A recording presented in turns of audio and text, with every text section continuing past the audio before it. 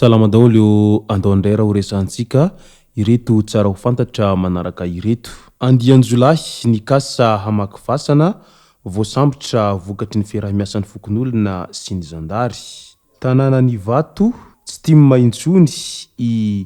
PNJ Randrianarisoa any Antsoy. Omby miisa 700 no efa hita tamin'ny omby anjatony izay very tao Andavaboay. Vehivavy bevoka misotro zava-pisotro misy alkôla maro ny aretina ateraka izany. Ka ireo no fakafakaina amintsika ato anatin'ity video ity, ka manasa antsika rehetra anaraka an'ity video ity hatramin'ny farany. Azadino ny milike ny video antsika ary tsarovo hatrany ny miabone amin'ny chaîne antsika mba ahafahanareo manaraka tsy tapaka ny video zay lefa any am'sisy tomatoatagasy toy izao ny fanaovana azy. Tsy ampendrela moa isika fa avy hatrany tonga de vavany ndao ary. Tsy karitry ny fokon'olona fa misy mikasa hamaky fasan'Andriana ao Andraingory, commune Mantasoa, district ny Manjakandriana ka niantso zandary izy ireo. Nidina ifoto ny mpitandro ny filaminana sy ireo fokon'olona. Natao ny fiambinana ny toerana ny takariva saingy efa niala ny toerana saika ho vakina izy ireo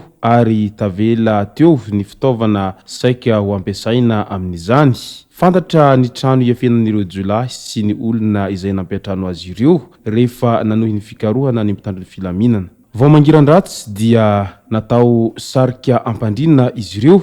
ka tratra avokoa. Tsy nahavita ny vaky fasana nokasainy izy ireo ary tsy nahazo ireo sisa taolana endriny dehibe. Manoloana izay moa dia maro mametra-panontaniana amin'ilay hoe inona marina ny tena ao ambadika ity vaky fasana lava tsy misy fiafarana sy ny halatra taolam-paty ity. Oviana mba tena ho tratra ireo izay tena atidoha ao ambadika an'izao fa tsy ireo iraka fotsiny no tratra hatramin'izay ka hatramin'izao. Ary hita taratra ihany koa fa tena miezaka manao aintso zavatra ny mpitandro ny filaminana mba hanampiana an'ireo vahoaka mba hiadina amin'izay tsy fandriam-pahalemana indrindraindrindra izay vaky fasana lava tsy misy fiafarana izay. Eo amin'ny raharaha politika indray tanàna ny Vato tsy tia maintsony i PNJ Randrianarisoa. Tsy izao no niala tim fa ny tim no nanariahy hoy i PNJ Randrianarisoa tamin'ity androandroany ity. Tonga fotoana ny tsotsoromamba isarahana ka handeha amin'ny anaran'ny tsy miankina hoy izy. Nisaotra ny tim nandritra ny izay 7 taona nahabe ny tanàna azy izay i PNJ. Amin'ny zoma moa no fantatra fa hametraka ny tota-taratasy ho firitsahan-kofidiana ho be ny tanàna ny tenany. Araka izany dia mahaleo tena tanteraka i PNJ Randrianarisoa manomboka eto. Any Antsoy indray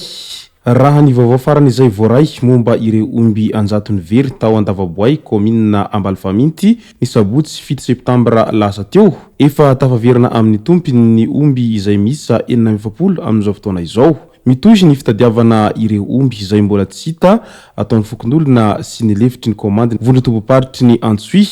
Lieutenant Raphaël Randriambelomanana izay mitarika ireo zandary manao fanarahandia amin'izao fotoana izao. Midika izany fa tena manao aintso zavatra mihitsiny ny mpitandro ny filaminana any amin'ny faritra ny Sofia iny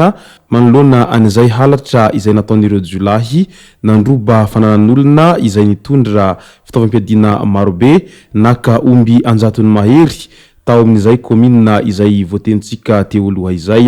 ary tsy mikely soroka ny gendarmerie-pirenena sy ny fokon'olona amin'izao fotoana izao izay miara-misalahy sy miara-miasa mba ahatonga ny fandriam-pahalemana izay tena mba hipetraka tsara amin'iny faritra Sofia iny izay nampitaraina ny be sy ny maro tato ato zay.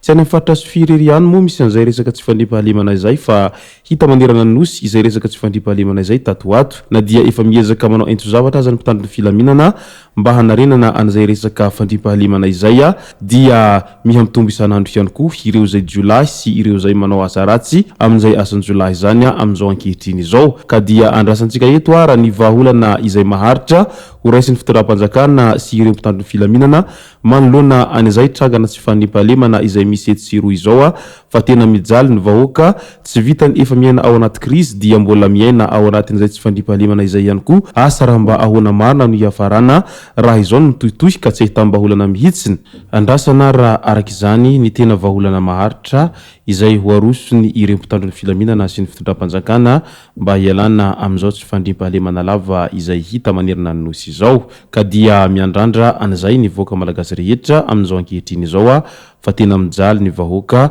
izay miaina ao anatin'izay tebotebo lava sy ny tsy fandrimpahalemana izay ny amaranantsika azy dia toromarika ho an'ny vehivavy be hivovoka izay misotro zava-pisotro misy alcool maro ny aretina ateraka izany toy ny fahatarany fitomboan'ny zaza teraka ny fahamombana ary ny fahasembanana mety hahatonga fahafahanjaza ihany koa ny fisotroana an'izany indrindraindrindra eo amin'ny fahatelo volana voalohan'ny vovoka raha teraka koa ny zaza mety hisy ny fahasembanana ara-tsaina eo aminy araky ny nambarany mpitsabo hatrany fantatra taorin'ny fanadihadiana izay nataony fikambanana Safmada tamin'ny taona 2024 fa misotro toka ny 900 ny vehivavy ao Antananarivo renivohitra ao io fanadihadiana io no nahafantarana fa nahatratra hatramin'ny 200 ny loza ateraky ny fisotroany toka tamin'ny vehivavy bevoka maty avokoa ny 770 amin'ireo zaza 420 nateraky ny reny misotro toka nandritra ny fitondrana vovoka 770 teraka tsy tonga volana ary 420 hafa kosa dia nahitana fery sy ratra isan-karazana no marihina tamin'iny andro omaliny ny andro firesampirenena hanafoanana ny fisotroany toka ho an'ny vehivavy bevoka sy mandritra ny fampinonona na ny syndrome d'alcoolisation foetale entanina araka izany ny vehivavy rehetra izay bevoka mba tsy hisotro toka izay ekeko fa tsara ny revirevy ary ny ankabetsahany olona dia tia an'izay resaka revirevy izay fa rehefa bevoka kosa tompoka dia tokony mba hitandrina tsara satria tsy ny fahasalamanao irery ihany no tokony ho tandremanao amin'izay fa ny fahasalamany ny zaza izay ao ankibonao ao sao dia sembana sanatria ilay zaza vantany voateraka